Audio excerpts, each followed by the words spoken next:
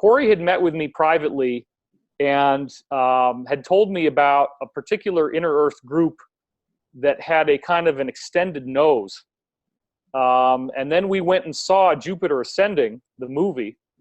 And in the movie, he's sitting next to me in the movie theater because we watched it together. It was the first time he'd come out to Los Angeles before anybody knew who he was, or his face was not public, his name was not public. We watched this film, and as he saw that being in the movie, his whole body goes, and he actually gasped.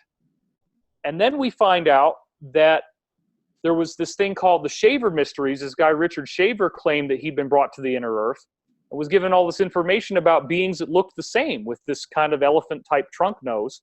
And then we found another guy online who calls them the Darrow, and his name is Brenton Sawin, I believe. And he is claiming that he had contact from these beings, very negative abduction attempt.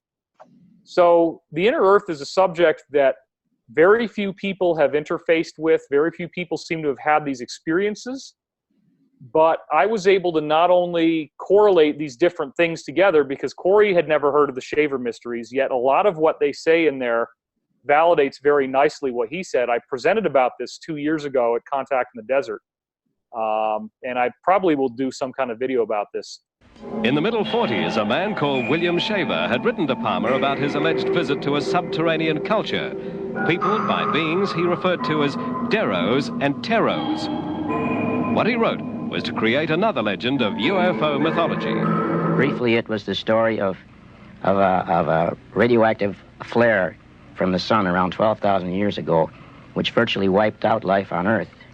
And the survivors fled into space in spaceships, while the persons left behind, whom he called abandoned Darrow, went into the cavern world and set up a civilization there, which from that time on became contaminated because the atmosphere had to be drawn from the surface and so on in the water. So they gradually degenerated into what he called Darrows. D meaning detrimental or destructive, and Ro being a shortening of robot or robotic. In other words, he felt that these people were mentally controlled by robotic Darrow influences. In other words, the radioactivity in their brain made them insane. But they had at their access the wonderful machines left by this civilization which fled the Earth, which had been taken down into the caves. And among them was a craft they called a Rolat. Ro, again, for robotically controlled, instrumentally controlled, and so on. And in the caves, they used these things, which were discs about 30 feet in diameter, to go through tunnels and the tortuous caves underneath the ground for hundreds of miles, even from continent to continent.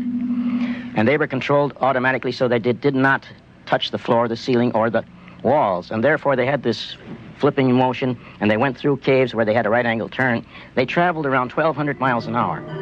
When Shaver heard about Kenneth Arnold's sighting, he wrote me very triumphantly and said, "You see, these Rolats do come out of the caves." Along with Shaver, Colin Cameron claims to have had contact with the subterranean Darrows and Terros here in Australia. This belief should not be dismissed too lightly.